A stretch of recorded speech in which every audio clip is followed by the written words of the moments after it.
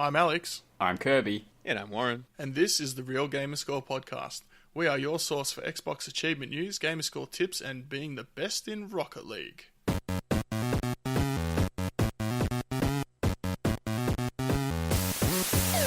This week we talk about infecting the population with the Real Gamerscore virus, Kirby's action sack, and the enemy of Google being my friend. But first, here's the song of the week. Take a shot, another chance to hit a huge high score. Though the ball just won't cooperate. Another down the drain. But then I get a multi-ball. And now my score is shooting up the leaderboard. But it doesn't last. As quickly as they came, the balls just disappear. Planting42.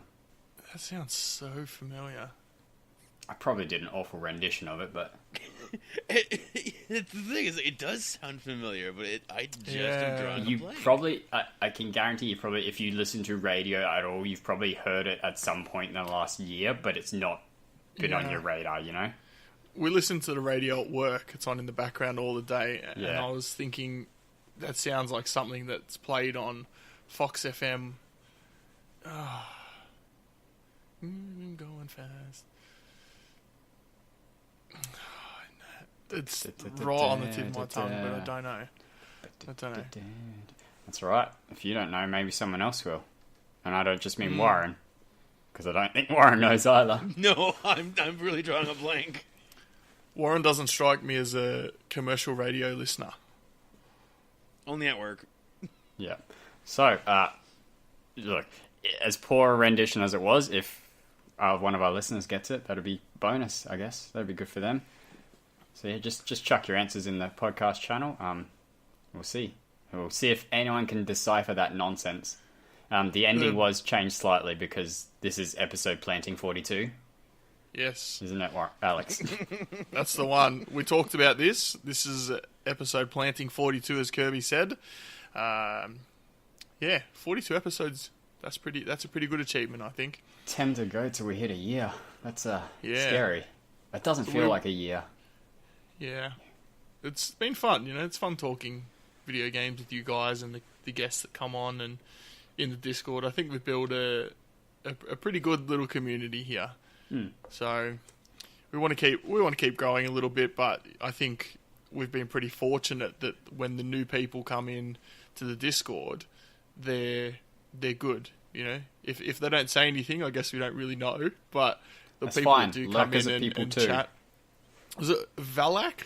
Valak C? Valak C, yeah. He came in straight away, bang into the conversation. Yeah, he's in there and he's chatting. So, no, it's good. I think the people, like I said, the people you want to lurk in there, that's cool, man. But the people that come in and chat, I think we've been pretty fortunate that, on the most part, we've been pretty cool. Anyway, so if you do want to be on the show, we have got some availability. We have got a bit of a line happening, but get your interest in now. Send it over to me in the Discord. That's ProfessorPluto. We have got, like I said, we have got a little bit of a line, but get it in now, and you never know, you might get the call up to the big leagues sooner than you realise. That's not a joke, Kirby, but sure. We've also got the idea of us being big leagues. Well, we're not the small leagues. So we've also got our random to-do list contest. So Patreon. How yes, dare you? We're going to get to that. No, that goes first. That goes before this random nonsense. Because we have You gotta give a shout out to those guys, you know? Okay. Yes. All right, let's do that first then.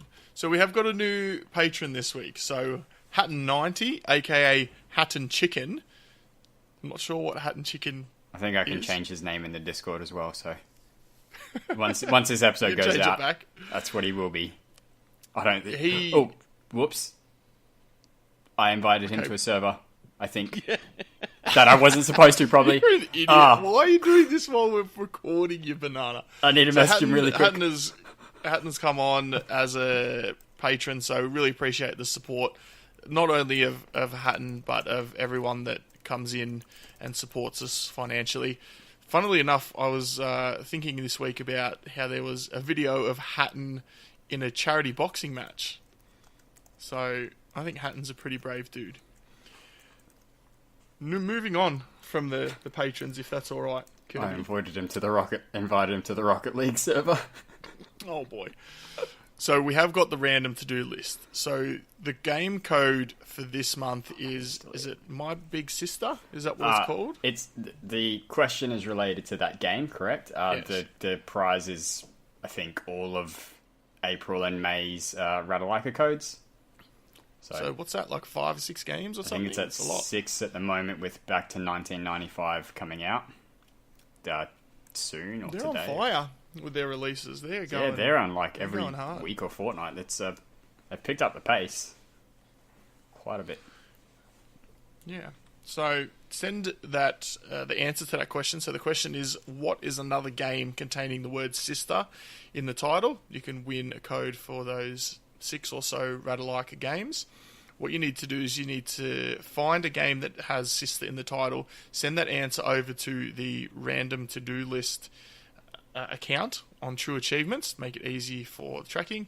You'll be entered into the draw, and that will be randomly picked in June. So either on the first or second show in June. There's one correct answer and like 2 not as good, but I guess equally correct answers. There's only one real answer. I don't know. I know the answer to one of them. Yeah, that's I the didn't real even one. have to look it up. That's the I don't only know. real answer. Yeah. The others are We'll just... talk about it. I Yeah. might be talking about a completely different game to No, you. you're not. I know what one you're thinking of.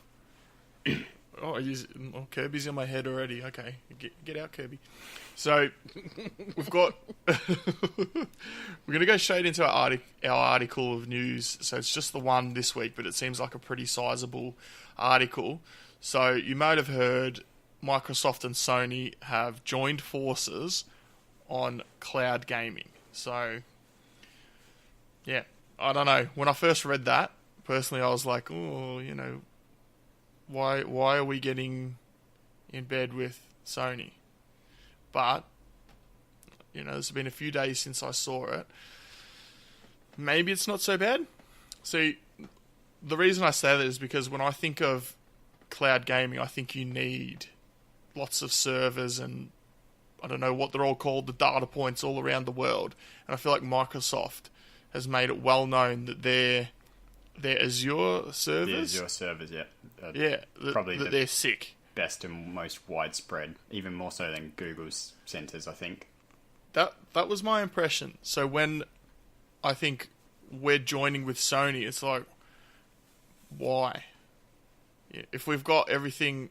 I'm not saying we've got everything we need, but if we've got that, I'm not particularly sure why we've got Sony on board. So, what it seems to be, I mean, obviously, Sony are piggybacking off the Azure servers a little bit to do with their PlayStation Now streaming and the PlayStation View, which is basically their TV service that the Sony do. We're getting assistance with pushing that tech forward, and also with areas of semiconductors, because Sony does that a lot better than Microsoft does. And also we're assisting them with our AI stuff, because I say it like we do it in our backyard, Alex. Microsoft are... Microsoft, yes. Yes. So, you know, they're helping us more in the physical tech stuff, whereas we're assisting them with the more cloud-based server stuff. A few factors towards this, obviously with Google announcing its Google Stadia, the quicker these guys can get the cloud-based gaming into action, the less of a threat that is. I mean, we don't know how it's going to launch, so we don't know how much of a threat it is at all, if any. But the sooner these traditional gaming console makers enter that marketplace, the probably the better for them. The other thing is Apple were looking into acquiring Sony in some shape or form. And what it might be is Sony then going, okay, well, Microsoft are a bigger company, arguably. Yes. Yeah. They are. So yeah. then Apple, I mean. Oh, those that's- two chop and change between the two. So Last I heard, Microsoft was higher. Yeah. They just crossed the $1 trillion value mark. Yeah. So if we can get ourselves with Microsoft having a vested interest in us, maybe they can assist in protecting us from a potential acquisition from Apple or something. That's sort of less in the forefront, but it's it's still there. If Microsoft are working with Sony, then they're less willing to let Apple get it. But it's. I mean, it's not going to stop the new consoles coming out. No. It's not going to stop Sony and Xbox still competing for that console, like the console share of users. It's just pushing. Essentially, it's pushing back against Google. The enemy of Google is my friend. That's the saying, right? Yeah, I guess so. So, Warren, do you have any thoughts on this? Yeah, pretty much what Chin just said there. The enemy of Google is my friend. I mean, I think this was literally just something for them to kind of do to kind of build up a little bit more of a, I don't know how I want to say, like not like a partnership, because I mean it is, but they're trying to build more of a resistance, I guess I should say, to the whole like dominance of a Google project.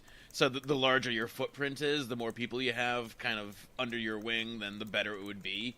So that's probably what they're looking for. I mean, if they're working together, then they both together have a better shot at their online services than if they tried to go competitively against each other as well as Google. So not doing that is probably in their best interest.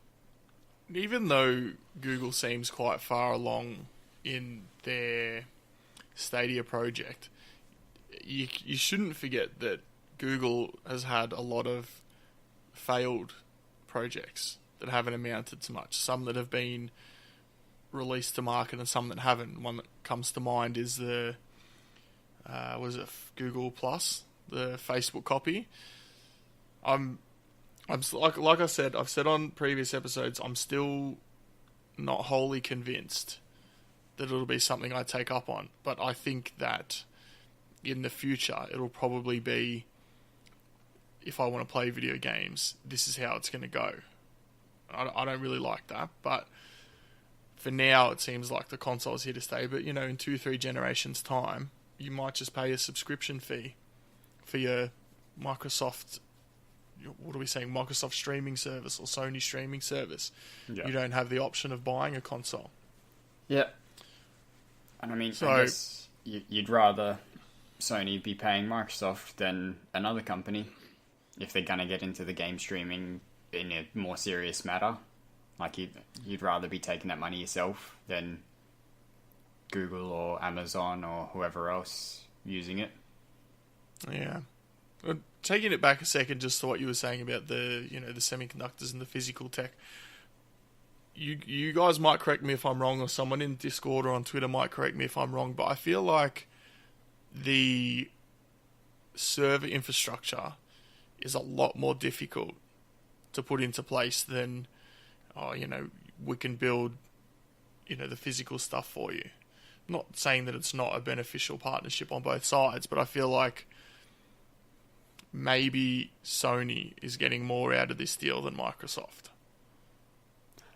In terms of things, yep. But it's that, you would rather Sony be working with Microsoft would rather Sony be working with them than another company. Even though they compete directly with consoles, if they're gonna use anyone's servers, it may as well be ours, because then we can, if the consoles are connecting to their servers, they get information. That's the other thing. Yeah. I guess you're right. It's better that it's money in Microsoft's pocket than, Amazon or whoever else has got server farms all around the world. But it's just like, if you were at school and the person that's tormented you for 20 years, okay, that's a long time at school. What are you doing? Why haven't you passed classes? Like 5 years, turns around to you and goes, all right, man, you know what? You're not so bad. And you're like, What? I don't know. I just wonder. Maybe there's more to this story. Maybe I'm looking for, smoke where there's no fire. But maybe I'm just a bit cynical because of the whole issues with crossplay, and Sony be like, nah. Yeah, okay, maybe some games. But I guess if this is turning into a collaborative venture, then maybe at some point in the future we'll see a more collaborative venture in terms of the software, the way we have with Microsoft branching out to the Switch. Yeah. I mean, I think Maybe. the reason why you were having Sony be so standoffish with the crossplay is because at that point they're talking about a platform that they're pretty much dominant with this generation. They're on top, so they're kind of in the position of saying, we don't really need to have any worries about that. Whereas this situation, they're looking at an established business that's potentially going to be a big force to compete with, because Google's got some cash. They can throw up projects if they want to. So, I mean, not that Microsoft and Sony don't, but I mean, so I think they're probably looking at this going, well, do we want to try to go top dog on this, or do we want to just kind of jump in on the backs of what looks like it's an existing project? Not to mention, Sony's really only going to have a couple of people that they can turn to if they want to do online service stuff and stuff. They've got the Azure servers, they've got Amazon servers, and then they've got one other... Google? Oh, okay, I guess, yeah, Google's got... Yeah. And, so pretty much they're going to end up having to partner with one of those three groups anyways if they want to do an actual online service of their own.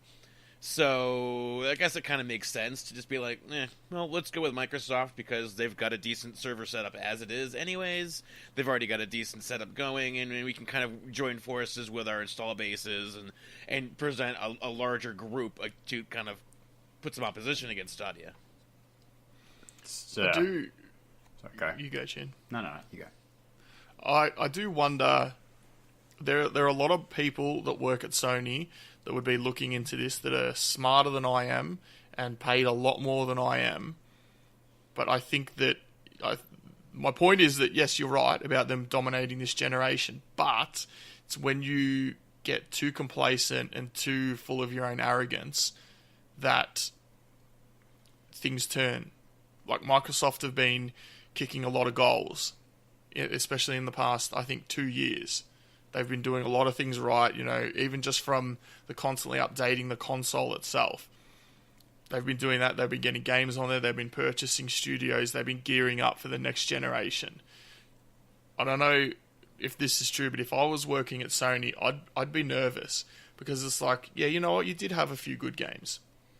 I haven't played them. I'm not going to play them. And I'm not even sad that I'm not going to play them. But Microsoft are clearly gearing up to smash Sony next generation if their games start hitting the way that Sony's do. And I mean, that would be a feat in and of itself. But I think that if they start resting on their laurels, they're going to be in big trouble because PlayStation... It wasn't that long ago that PlayStation was not on top in the Xbox 360 generation. They were on top the generation before that, I think, on PlayStation 2 versus Xbox. And I don't think Xbox was really competing, to be honest. Like, it was... Exactly, it was but there.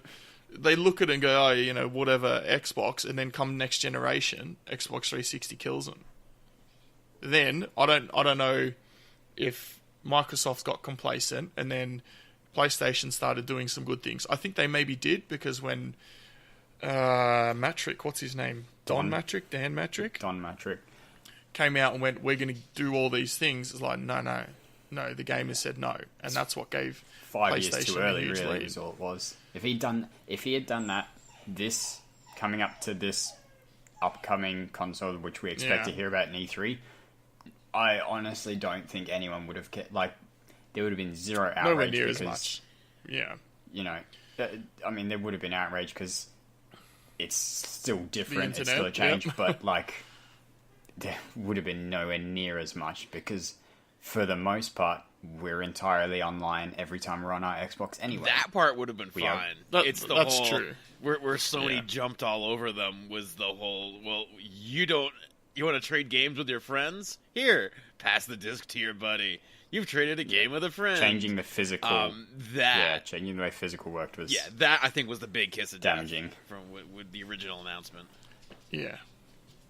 I guess that's what I'm saying. I think if you start to get too complacent, that's when things turn. And I think that, like I said, Microsoft are gearing up for a big, what are we, 8th generation? I don't know. They're gearing up for a big one. And maybe this is their way of going, you know what? Hey, we're buddies now. And we're buddies on that cloud streaming stuff. Do you want to be buddies on some software swaps? We'll give you a kill zone, and you give us a double Halo. A game. That's about a fair trade, to be honest, at the moment. At the moment. As it stands maybe. now. Not at its prime, but... I mean, talks started last year, so obviously this is not something you can put into motion in a month or so. Yeah, I imagine when Phil... I don't know who went with Phil, but I imagine one of Phil's trips to Japan involved. Yeah, he mentions that every now and then, doesn't he? The trips to Japan. But I don't like. It also would have involved Japanese devs, but I don't know who else went with him from Microsoft as a whole, rather than just the Xbox sort of gaming division. So I don't know, when exactly talks started, but it would have. I mean, it's been reported that it was over a year ago that this stuff started being discussed. They did well to keep a lid on it. Oh, so well that the Sony team, the gaming team, were blindsided by the announcement.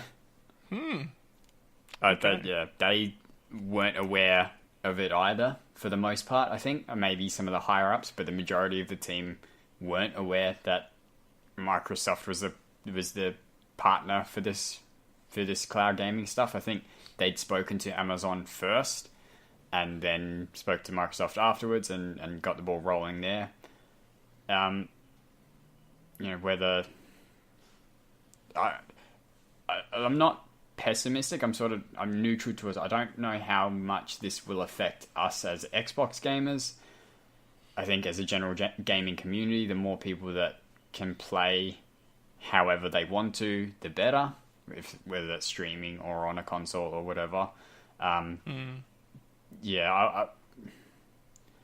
The things that seem to be benefiting us, as you said, don't seem as grand as what Sony are getting out of it, but we'll see, maybe something that we aren't even considering comes out that from this, something way out of left field that, definitely not, a joint console or anything, but at least not yet.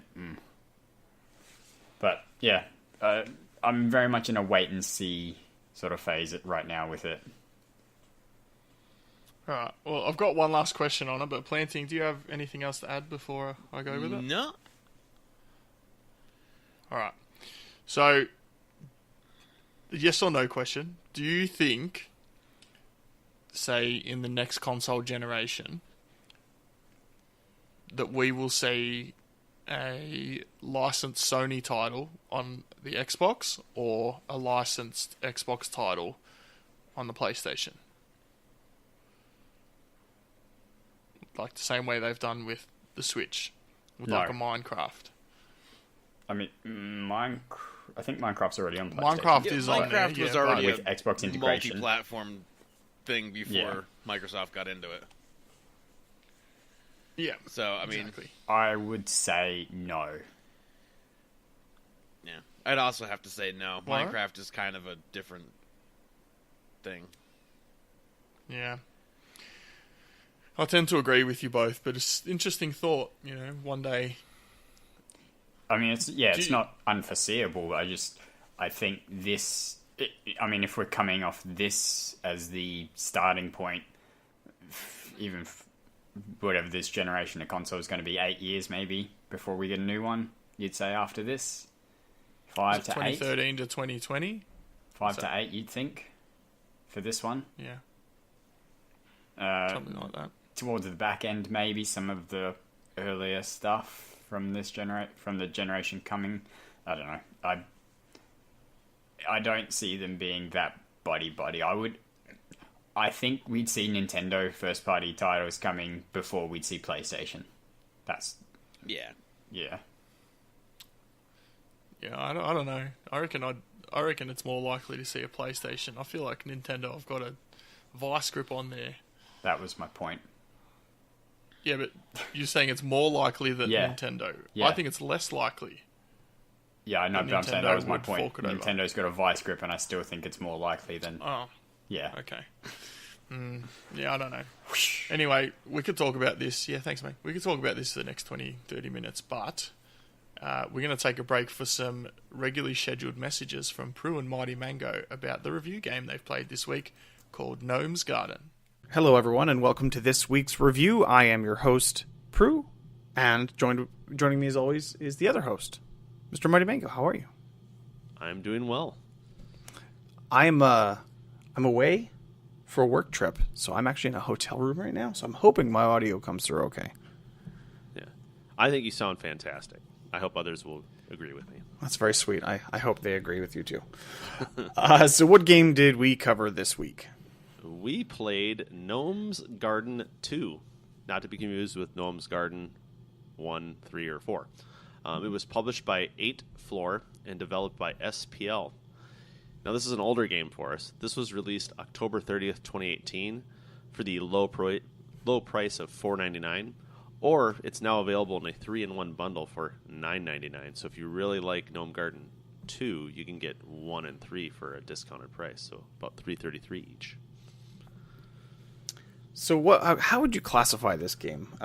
Like resource time management, I guess? I'd say inventory/time management. Yeah, it's top down, and you control these little gnomes, I guess.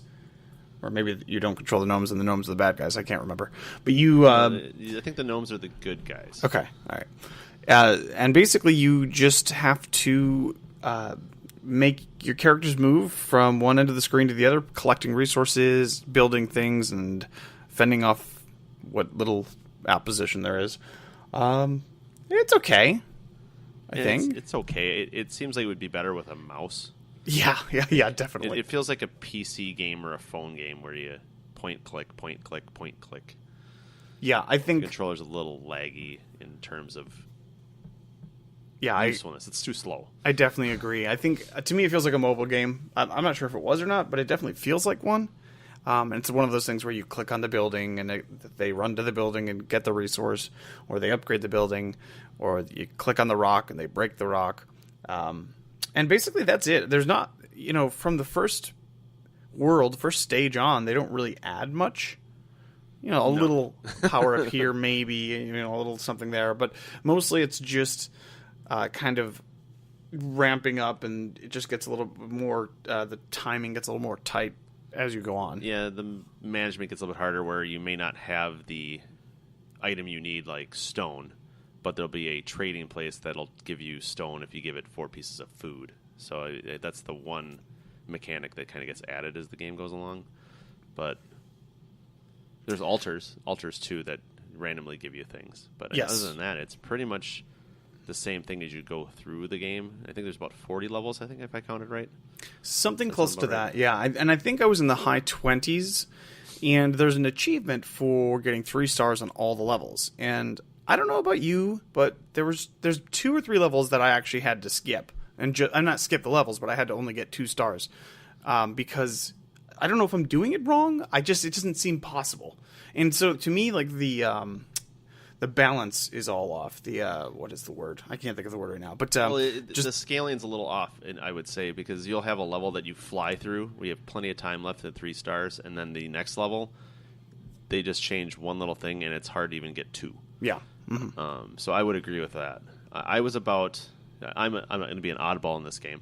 I was about 36, 37 levels done, and I went to load up the game the other day, and it said, did the cloud syncing thing, which this game never has done that for me before. And I accidentally hit skip. So I loaded up the game, and it loaded up to the first level. I'm like, oh, crap, I need to stop this. So I exited out, deleted my save that was on the system, loaded back up again, and I lost my save file. So being that the game is probably about 6 to 8 hours of extreme repetition, I don't know if I'm going to go back and do it again. But that being said, I have all 4 versions of the game, or all 4 different games, by the way, are all identical. Even the achievement lists are almost identical. I don't know if I really want to torture myself in that fashion. Yeah, that's heartbreaking. It does seem like if you did want to do it again, you would just play one of the other ones to get more achievements. Exactly, because Yeah. the game is exactly the same. That's funny. I didn't know they were that similar, but I can definitely see it. It feels budget in a lot of ways. Yes. It really does feel like they just slapped it from either a very, very small PC game or a mobile game. But so let's talk about the achievements then. There are 12. Hey, just like an old XBLA game, huh? Yeah, it's just like an old XBL game. 12 for 1,000. There's currently about 731 track gamers, and 288 have finished it. So the game is definitely doable. I'm guessing of the 500 or so that haven't finished it, 400 of them got bored. Yes, I think that's almost certainly the case because it's difficult to sit down for more than, I'd say, 4 stages at a time. It gets very boring, especially if you can't get the 3 stars, and then you just get frustrated, and then you're just like, I'm not going to just keep playing the same level over again. I say it's best taken in small bites. Do between 3 and 5 levels at a sitting. I mean, it'll take you 10, 15 minutes, but that's about all you can kind of stomach. The achievements come pretty fast at the beginning when you start playing, so if you played for an hour or two, you'll get a good 600 or so Gamerscore out of it, but after that it starts getting a little tedious, to put it lightly. I would say, like, if this game had 30 levels, it would probably be manageable or okay. But it just... I think it's a little bit too... It's weird to say a game is being too long, but when it's so repetitive, it does get a little long in the tooth. Yeah, it just feels like there's just a bit too much. And it's a daunting thing when you open up the game and you're like, oh my god, I've played this game for like 4 hours and I still have, half the map to go. So... it's not terrible. I kind of like the actual gameplay. I just don't like getting frustrated with it, and so that really discourages me. Yeah, the frustrating part, and then also just the repetition where you get to a certain point and there's nothing new. Like, the game doesn't offer any new mechanic. You already have done everything in the game. It's just kind of grinding through the last bit of it to finish it. Yeah, so I guess you're not going to go back to it, huh? I'm kind of changing the way I play in games. I'm really slowed down in my Gamerscore stuff, so I may go back to it. But like I said, I don't know how much torture I want to put myself through. Well, I know Chin has talked quite a bit about these games, so and I'm not sure if we're as favorable towards them as he is, but yeah, I mean, they're cheap, and they are relatively easy. I mean, for the most part, they're relatively easy games.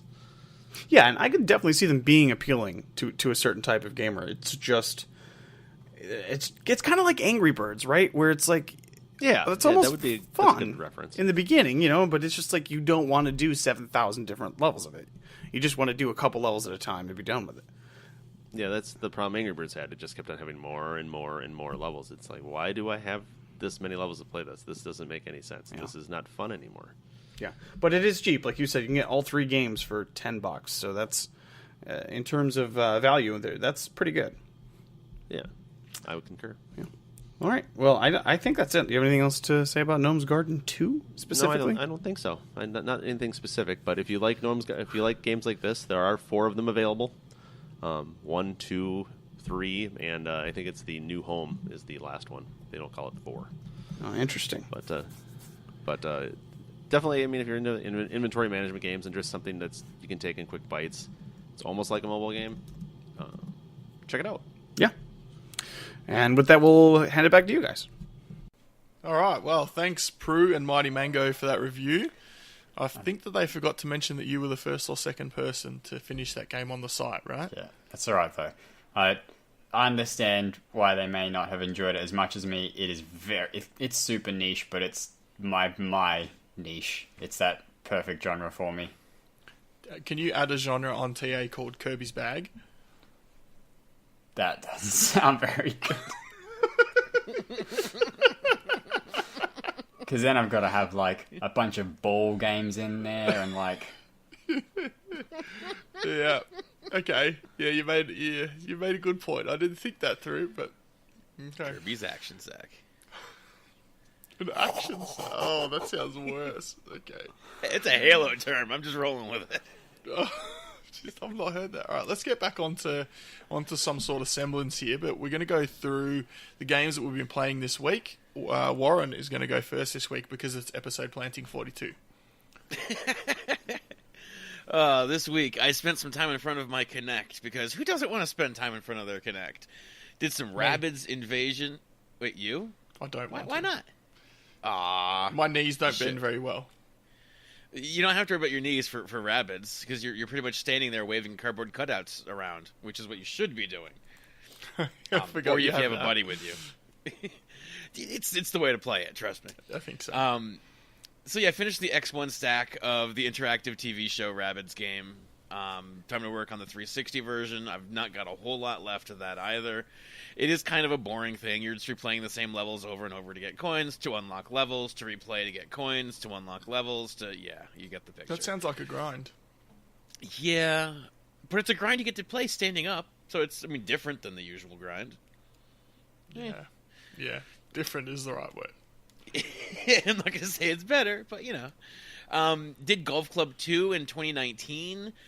Did some more work toward the Million Cash achievement and got my society achievements in Golf Club 2 knocked out. Did some stuff in 2019 with the online societies. I think I got most of the online, if not all of it, done in 2019 now. But anyways, I did some work on the online achievements in those games, just trying to get it done while I can. Ken and Lynch, we're still boosting. I don't know when we're going to finish, but probably another 2 weeks or so, and we'll have at least our money for extractions and wins, which is rounds where you are the only person to actually leave. So we should have those done probably in another 2 weeks. Rise of Glory Windows Phone has become my lunchtime fragging game. I don't know why I've really settled on that. I guess it's just I'm down to the grind of kills really now, so it's just kind of, all right, well, just whip out the phone in the lunchroom and start shooting down planes, and everyone's like, what are you doing? I'm like, getting achievements, leave me alone. That's good, Planty. Let's see. Oh, for RTDL, I popped an achievement in Gra too, because hey, I figured I should probably do a little something with that. I am on You're the on board. one. Huzzah. He's on one. For me, that's a huge improvement. So It's an infinitely better than you did last month. oh, and probably many months before that. I am really bad with doing RTDL, and that's really down to the fact that I got like such a large game library. I need to go through and turn off like 3/4 of my games. I just don't want to go back to for this. Oh well. Anyways, I started working on it. Yeah, but yeah. I'll probably pop at least another one before the end of the cycle. I can't see that not happening. So we'll get to that. Played some of our review game, which we'll touch on next week. And, of course, some Elite Dangerous and some Neverwinter. That's probably always going to be down there. For a grand total of 1,025 Gamerscore. So, while you were talking about that, and you were talking about finishing the Xbox One stack of that Rabbids game, I clicked over to your profile. You're at 46.1% completion out of 2,048 games. So I was like, oh, okay. There's a lot of achievements that you have to pick from on your random to-do list. What was it, 25,000 or something like that? Yeah, Something close silly. to that. But I also had a look. You're 523 achievements away from reaching 47%. Yeah, that's not likely. That's a lot. I'll bean dive at least a few games before then. But I also clicked on, Wait, you've what's he at? published Walk, 46.1%. Ha! 46.2. I How also many saw, games on your tag? Yeah, he's Only got you there. 1,500. Oh, I'll see you. Okay. I Not too need far off. 363 to get to 47. So I also had a look at the walkthroughs. I didn't know you'd published many walkthroughs, Planting. That Terminator Salvation one, I appreciate. Oh, Thank I you for used that. Yep. Yeah. And Aftercharge. Most of them You've were got back in the Aftercharge? day. I just did the Aftercharge walkthrough maybe a like month last ago. week. Yep. All right. Well, I know I probably shouldn't be wasting your time because I know you've got to get to work.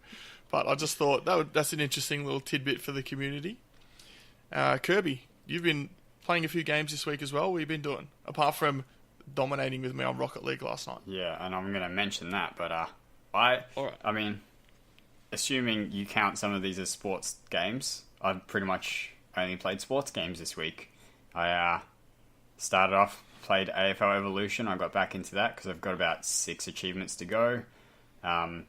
3 in the career mode, and 3 or 4 in the career mode, and a couple just in sort of playing in outside of the career. So I don't know whether I just completely missed this the first time I played or if they added it later, but there are the game sliders that you use in all sports games to turn up your sprint speed and your run speed and your kick power and stuff. And, chance of injury, and turn down the enemies, the opponents. I feel like it wasn't in the game, or I just didn't dive deep enough into the options to find it. But it's made everything a lot easier, especially trying to win when you get possession of the ball out of the ruck every single time, and every single player on the field can kick a goal from about 80 to 100 meters away with perfect accuracy. That's ridiculous. It's the be a pro mode, so you're controlling one player trying to level him up. If you don't get the ball, they're just going to kick a goal straight away. Like, you have to get the ball to be able to do something, because otherwise they'll just take a shot from halfway and kick a goal. Around the body, snap kick, 100 meters, goal. It's the Aussies in the listening audience know what you're talking about, a snap kick. Everyone else is like, yeah. Did he snap his leg when he kicked the ball? There's no time to explain. If you yourself do not get possession of that ball, you're not gonna get a touch until the next, until it goes back after a goal. The other thing is, it's almost impossible to get a contested possession because no one is ever near you from the ruck tap, because he hits it about 30 meters and you just sprints off. Is any of this making sense, Planting? I hate to say it, but no. Do you know what a ruck tap is? Not a clue. So it's like dirty, it's but like it's not. In basketball, the tip off. Except after every goal, essentially they do a tip off. Okay. Yeah, and with the settings, my tip off person hits the ball about 30 meters, 40 yards, 45 yards. Just casually. Wow. Yeah. So there's no chance the opposition get the ball. But no, so I'm leveling up my character to 50. I need to make him the captain, and then he needs to be given the captaincy of the team, and then I just need to basically sort of sim to the end of 23 seasons. So. Oh god, wasn't there an achievement like that in Madden as well? Yeah, there was in one of the Madden 2008 or something, and it was 4 hours of simming. Yeah. 06, yeah. 06. Okay, the next... Oh, I've done that one. Okay. Yeah, I've done it too. The only one that I've done. The next... See, I had 2 titles written, but now it's 3 titles because we took a day off. The next 3 titles go together because they're all pinball games, which isn't really a sport, but it involves balls, so it's sport enough. It's those pinball games that were in the sale, I think, last week or the week before, all done by the same developer. Babylon 2055 Pinball, Quantic Pinball, and Zombie Pinball. I've completed 2 of them now. I completed Babylon and Quantic because they have a glitch involving a multi-ball that makes the whole game way easier.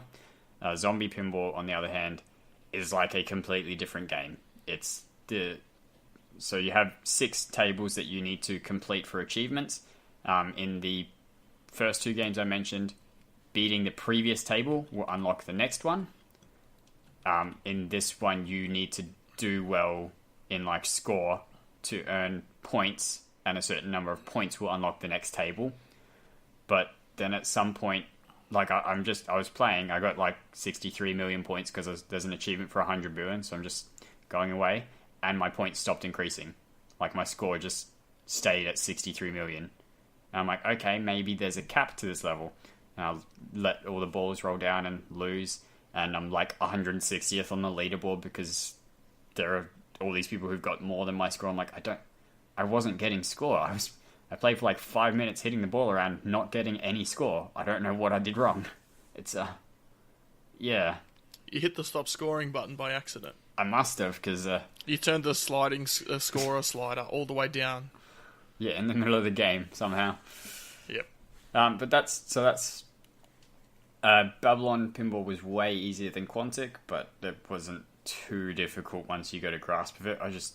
I'm awful at pinball. I can never get the ball to go where I want it to. It ends up just being a flipper mashing simulator. Also known as pinball.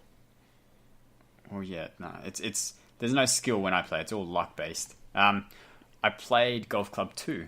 This is not the Game Pass one. This is not the Games with Gold one. It is the Game Pass one, but I already own it. Because of course That's I do. Confusing. I got maybe 4 or 5 achievements. Some of the easier ones. It's not a bad game. It's a good golf sim game. I just don't like golf sim games. I prefer the arcade stuff, like what, even though lots of people didn't like it, I liked the EA golf title they did recently, even though it was arcadey and kind of dumb. I like Power Star Golf better than this, just because I don't like using the stick to swing the club.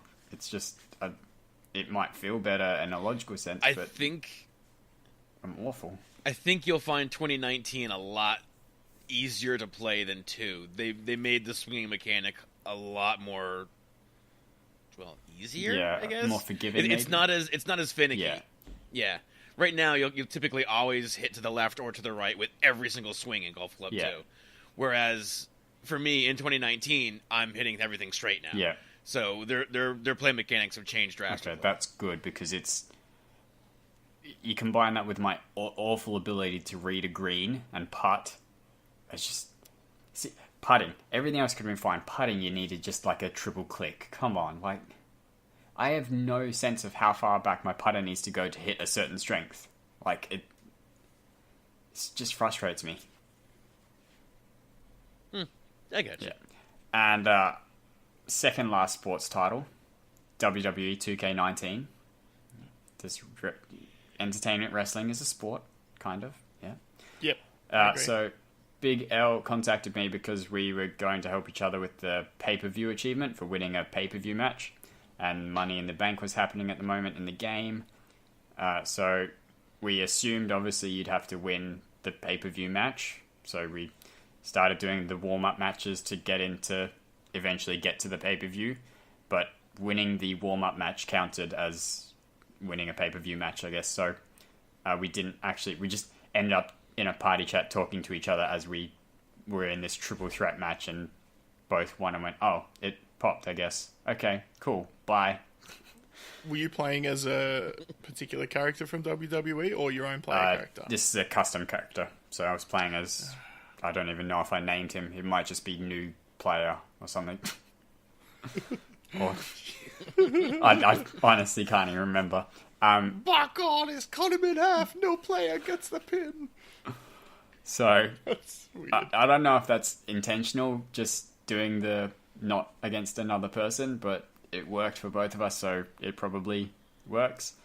We just need to boost, I think it's 50 wins online, which is easy enough. You start the match, clothesline, pin, win, done. Just do that 100 times before May next year. So, yeah. And last but not least, as we always do whenever Planting has a little sleep in and we don't record on a Tuesday night, we played some Rocket League together. We played a little bit of 2s, and then we played 3 with Mad Kiwi.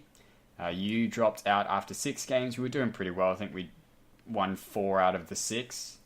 Something like that yeah. in competitive. So I was 4 away from getting my rank. So Kiwi was nice enough to stick with me and team up with another random person who changed every match and finished them off.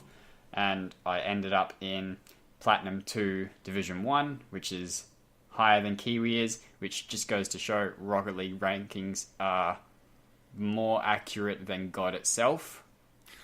because clearly I am a better player than Kiwi, and we all know this to be true, right, Alex? No, that's a joke. I mean, I get it if you sort of win lots of matches and you're playing against those kind of players because that's where Kiwi's at, then it's probably going to put you in that area, but geez, I don't think I'm ever going to play ranked again just so I can keep that plat 2 in 3s. Oh, Yeah, I was surprised when you told me that today. I was surprised when I got it. I saw the plat 2 symbol come up on the scorecard screen. I'm like, oh, Kiwi ranked up to platinum 2. That's nice. Oh, I'm in platinum 1. And then I looked at the thing down the bottom, promoted platinum 2. I'm like, what? Tap, tap, tap. Is this thing working properly? Tap, tap. But yeah, so I ended up with 2,340 Gamerscore, which is not too bad for my sports week. Alex? Yeah.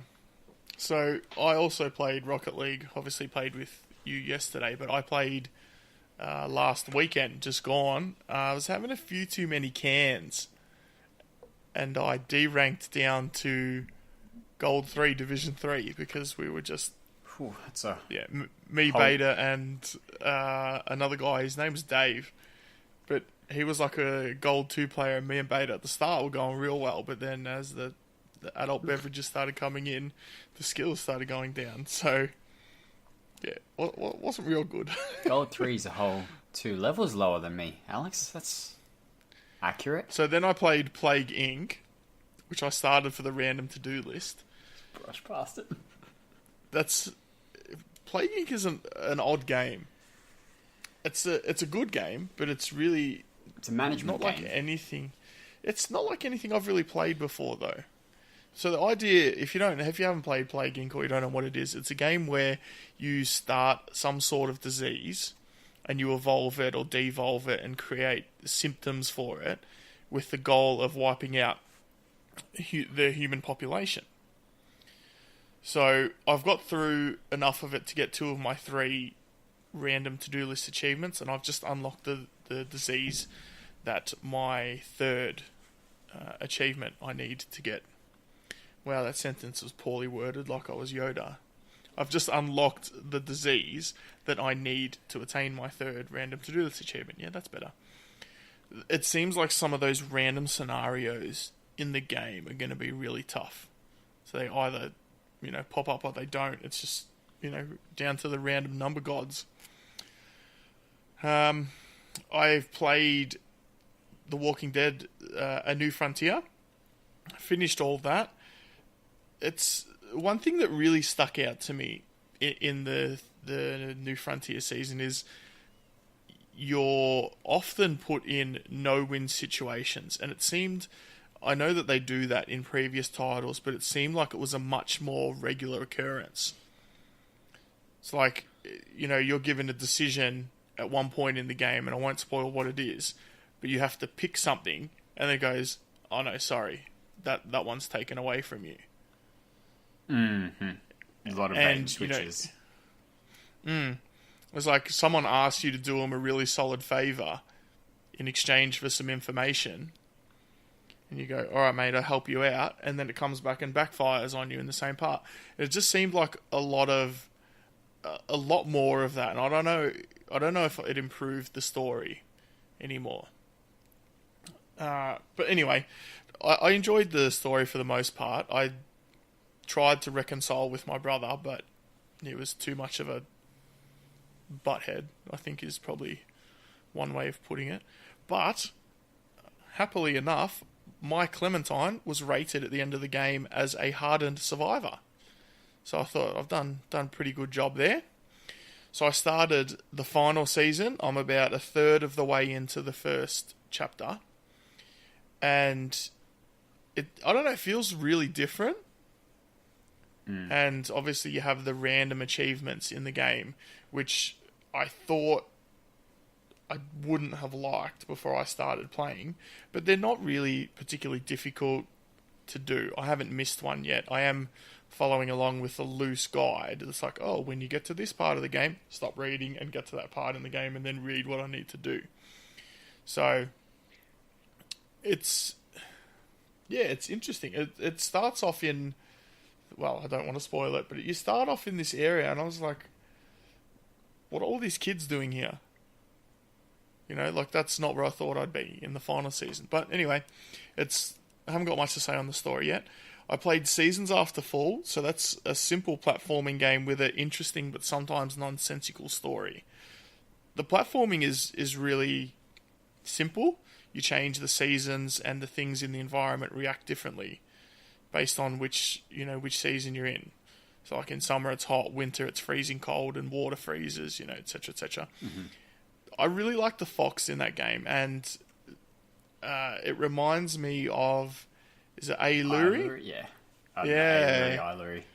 Yeah, from we saw that game at PAX 2018 for that.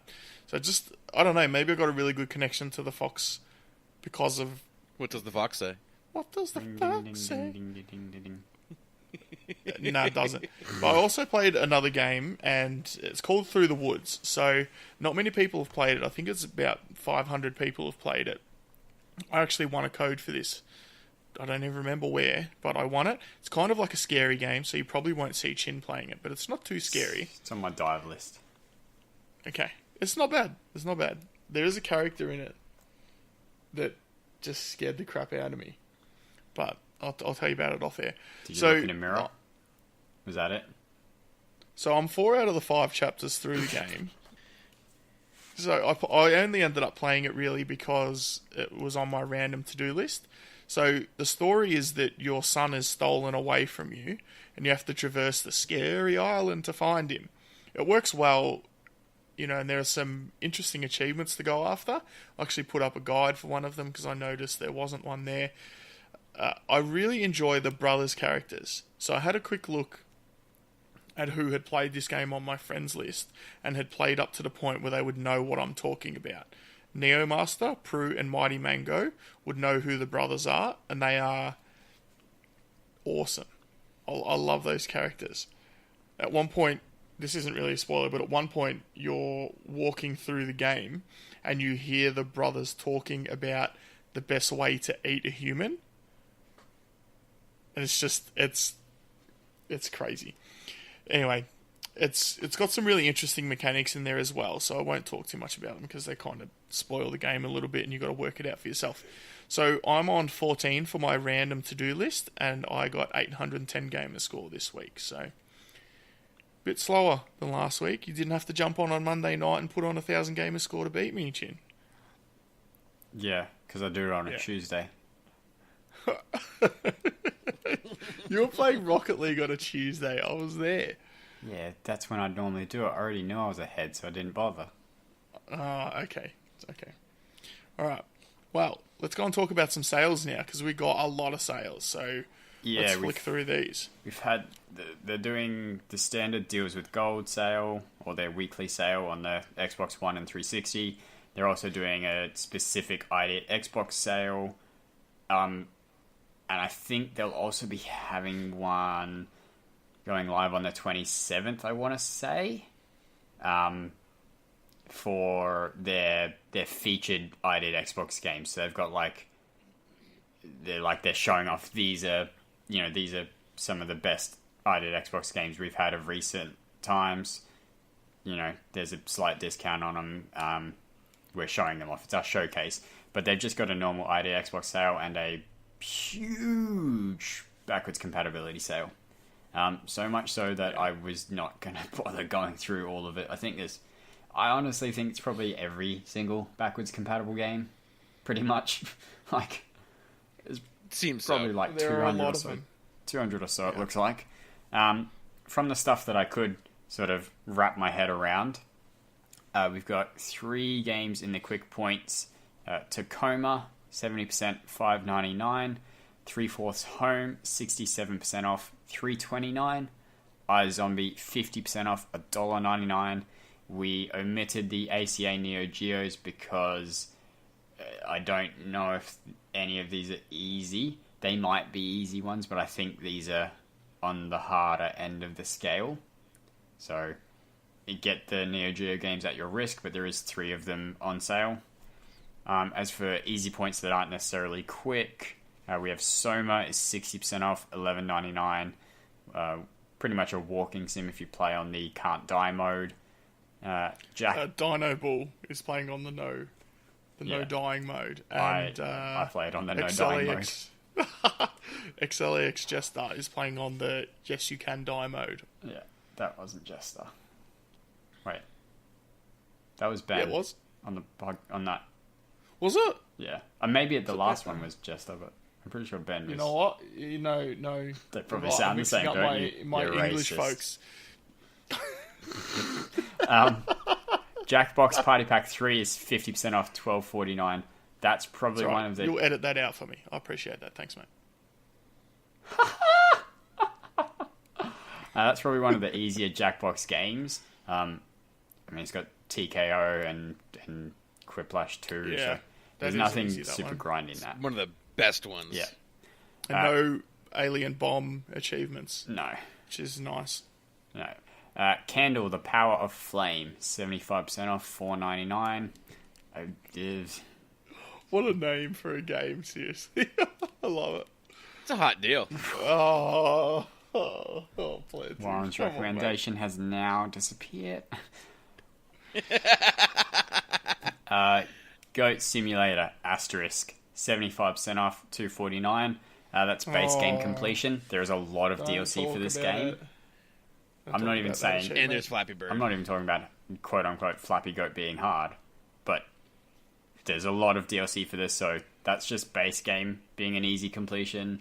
The DLC's easy as well, but, you know, the price then piles up from there. Inside is 60% off, $7.99, and Lost Artifact Soulstone, 40% off, $5.99. So if that Gnomes Garden review got you interested, you can basically buy this and it's exactly the same game with a different skin. So, you know, there's always that. Is it made by the same people? Yep. Okay. 8 Floor, who are really awful at doing marketing. The only way to contact them is through Facebook. Yeah. That's the only place they have set up. Okay. Yeah. Alright. Alex, what do you think people should buy? Alright, so I broke the rules a little bit and I recommended more than one game, but Firewatch is the first one. So Firewatch is like an adventure game. A really, really interesting kind of game. Also, both of the Keflings games. I found, for me, that Keflings was a good way to get my fiancée into playing video games. They're couch co-op games, and you know what? They're a lot of fun. They're a lot of fun just building and managing the Keflings around the place. It actually, one of my fond memories playing that game was when she picked up all the sheep and put them in a little enclosure. She just built a fence around the sheep and put all the sheep in it.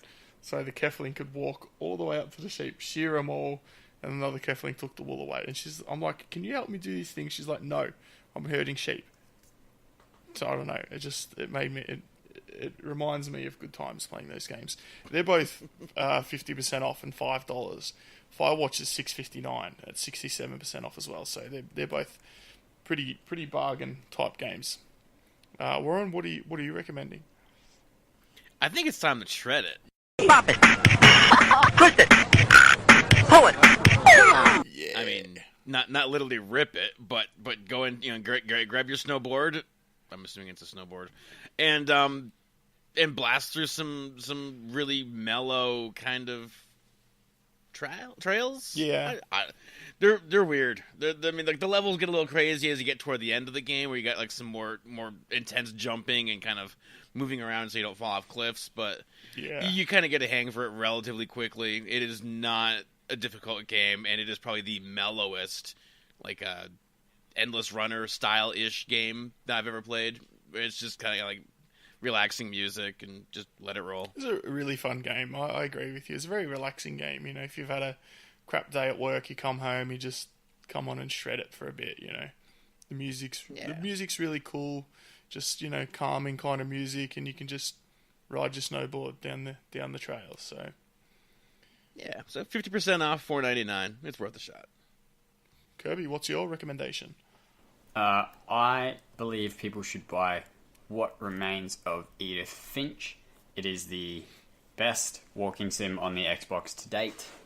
It does things in such a unique way that I feel everyone should play it. I mean, it's in Game Pass, so if you have Game Pass, you can play it for free, but That's how I'm going to play it. I still believe in supporting the devs in this one, so that's the only reason I'm recommending it, because if they can make another title as good as this, then I'm all for it. So yeah, that's what I think people should get. 50% off, $9.99. Have you played Firewatch? Yes. Do you think Firewatch measures up to Edith Finch at all? I don't think it's anywhere near as good, but I do think Firewatch is better than many of the other ones out there.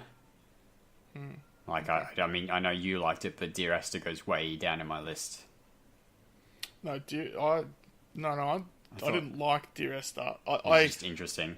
I liked it, like, as a 5 out of 10. Not like, oh man, I really liked it. I kind of didn't really understand The point.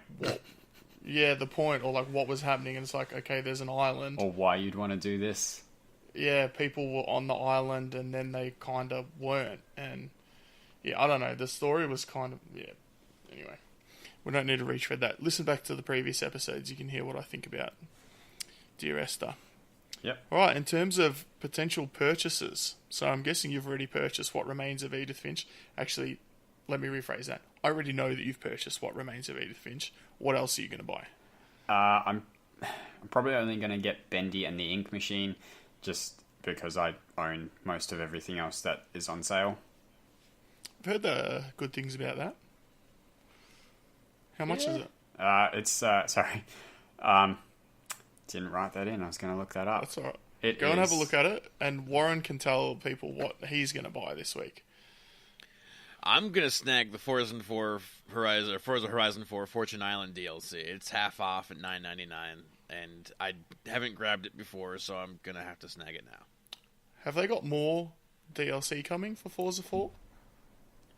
Probably, yeah. But none yet. Nothing announced, at least. Yeah. I'm thinking very disappointed to because they announced Fortune Island. I'm like, oh, that's really cool. That's weird that they're taking a DLC so far away from England. No, they just made up a place called Fortune Island, like in their little world. There's a place called Fortune Island, unrelated to this DLC. It's very disappointing. Where is it? It's a nice set of islands in the Philippines, like the white sand beaches and stuff. Really beautiful, just not where this DLC is set. That would be weird if it was. Yeah, from England I was like, to the Philippines, just that's over the really bridge. strange that they went from England and just decided to do a place in the Philippines, but whatever. Bendy and the Ink Machine, by the way, is also 50% off and $9.99. So if you don't have Forza 4, you may as well buy this. The only thing I might end up buying this week is the new Ratalaika game. I think I've seen the last couple of weeks. It seems like when Ratalaika releases, they have a 10 or 20% off, like opening week kind of sale. And I bought Bird Game Plus, and I bought another Ratalaika game. Oh, the one after that or before that? I think it was one or two before that. Iron Snout? Maybe, yeah. Maybe it was that one. Anyway, I bought 3 that week, so I don't remember which one it was. But so keep an eye out for that. If you enjoy the Ratalaika games, you can get them early on a very small discount. But hey, might as well pay $4 instead of $5 or whatever it is. They've done one a week this month. Jeez. I think it's good. They seem to be supporting the small developers to get their games out. And we win as well as achievement hunters, so... Quick report. You know. I don't think they're supporting the small devs so much as just taking advantage of the TA achievement hunters. Then why not have both? If you think TA's bad, you see the 8 stacks that they've got on the PlayStation Store. Oh boy. Yeah, what can they give us to those stacks? They have Japan, Europe, North America, Asia that isn't Japan, and Vita for all those 4 regions. Jeez. Yep. Alright, well, starting off the new games on Wednesday, we have got the new Ratalaika game called Back in 1995. Yep. What else is happening in new games, Chin? We have also releasing yesterday when you hear this, Morenian Tavern Story, Paddy and the Hungry God, which is the new Kemco title. I don't think this is like a JRPG as such, as more as... I don't know, honestly. I haven't seen any That gameplay. sounds weird. I think it's like tavern sim, kind of. You run a tavern and do things. I don't think you RPG. Could be completely wrong, but the list makes it sound like you're just sort of running a tavern and doing things. Also, yesterday is the Last Door Complete Edition. I think the Last Door Season 1 was released on Windows 10 ages ago. This is an Xbox release. Doesn't currently have achievements. Maybe by the time this podcast is released it will, but doesn't right now, so I don't know. Maybe it won't get them. On Friday, we have the release of a free-to-play game, Minion Masters. That's, I think it's a collectible card game kind of game. I know what it's like, I just can't think of what it's called. Essentially, you're on opposite sides of a field to your opponent with like 2 or 3 lanes, and you have to pick which monsters you send down each lane, and it's that you're trying to kill the opponent, but obviously if they send a strong monster down one lane and you send a weak monster, it gets killed and moves on and all that sort of stuff. That reminds me of that Acorn Assault game, kind of. I don't really know why, because it's not much like that. Kind of, but yeah, not turn-based or grid-based or anything. It's weird. I know it's sort of popular in a mobile game, like mobile games that do that are quite popular, but I can't for the life of me recall which one I've seen that plays like it. American Fugitive comes out on Friday. I have no idea what this is. It says it's a unique sandbox game, so GTA but different. Super Tennis Blast from the same developers who did Super Volley Blast, so probably a pretty fun game. And tennis, who can go wrong with tennis? I'll probably pick this up. Skelly Celeste. Your guess is as good as mine. It looks weird, man. The name looks weird, I mean. Yeah. Not related to Celeste, the good platformer game that we got Games with Gold at the start of the year. Completely different. Oh, man, that game is so good. Okay. Sorry, yep. I just wanted to remind you. Yep. Tuesday we have Layers of Fear 2, which sort of did... I mean, it was announced ages ago and then kind of went radio silent until the list arrived. And then suddenly, oh, that's right, this is coming out. And Cricket 19, Game of the Year 2020. Yeah, I don't know. There's a few people in the Discord that were interested in Layers of Fear 2. Yeah. So, yeah, it's good. I I know mean, that Tarragon really liked Layers of Fear, the first game. Yes. So And this one doesn't look like a 3 playthrough. It just looks like a 2 playthrough. But, I mean... I mean, by Layers of Fear 3, it'll only be a 1 playthrough if they keep trending. Hopefully. And then Layers of Fear 2, you buy it and pop all the achievements in. Well, Layers of Fear 4, they'll let Ratalaika publish, so...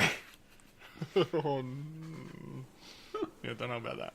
Alright, we'll keep talking about some knobs and discos while you're there. Yeah. Right, so we see... I'm lucky we recorded on Wednesday because we have a breaking update that will come... We'll do it at the end. The Celsius or Fahrenheit achievement in Payday 2 Crime Wave Edition is no longer discontinued. There was, I think, one, it was broken for ages. So it's fixed now and the game is completable. And all of the online in the culling went down last Wednesday. So all the online achievements are now discontinued because of the server closure. I can't remember if there's another server closure that happened. I don't think so. If there was... clearly wasn't that important. Actually, there's 2 things I need to talk about. The Darksiders 2 achievement, Definitive Edition yes. on the Xbox One, the BFA for unlocking all other achievements is fixed and earnable after 3.5 years. It's been patched, so you can go get that now. Congratulations, everyone, for waiting so long. Good on the devs for finally fixing it after 3.5 years. And... the Overwatch anniversary event has started, so all of the previous events are going to be coming up in rotation. I think it was Lucio Ball yesterday, and I think Junkenstein today, so those are now obtainable kind of in rotation till June 10th. So if you haven't got any of the events, now's a good opportunity to get them. And that's pretty much it for Knobs and Discos. All right. Well, we've got our milestones. So Secular Forever, 950,000 gamer score. Oh, I didn't order this again. So I know. I know. Kingsman, 2625. 14,000 achievements won. I don't know. It's either Kingsman or Kingsman. 14,000 achievements won. Planting42. Woohoo!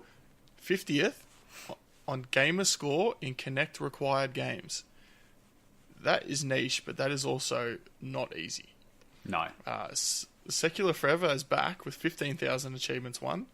In NBA win streak. Kirkland. Hey? A 15,000 Oh, win yes, streak. 15,000 win streak. Sorry.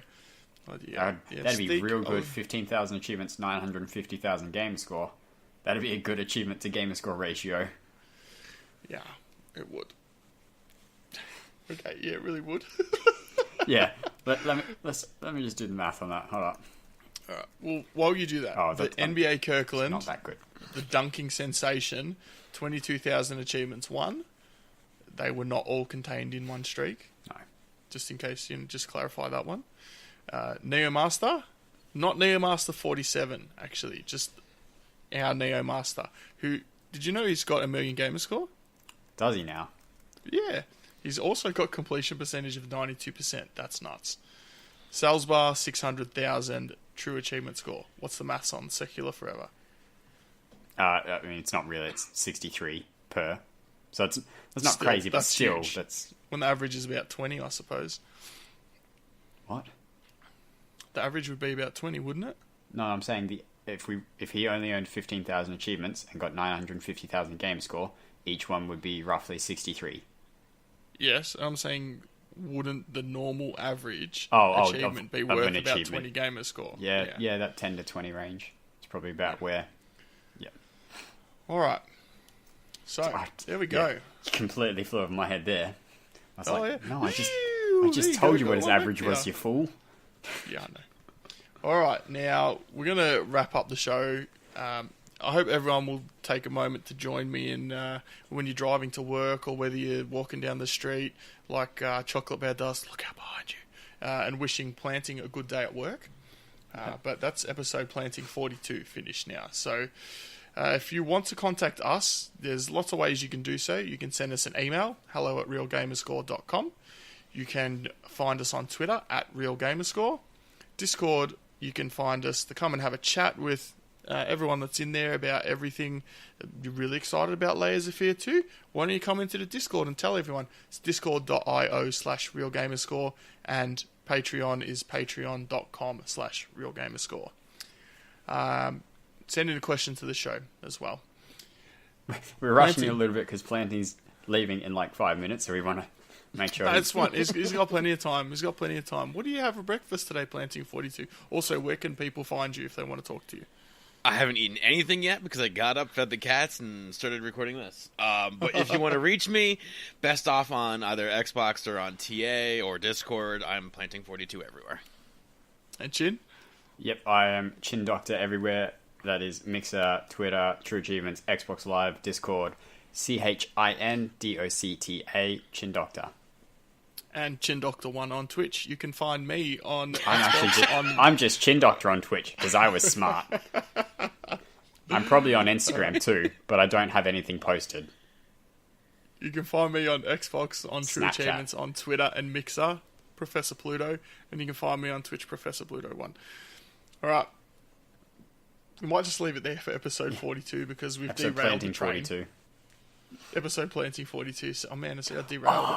I forgot to mention, ChinDocta started learning how to drive on the Xbox. What?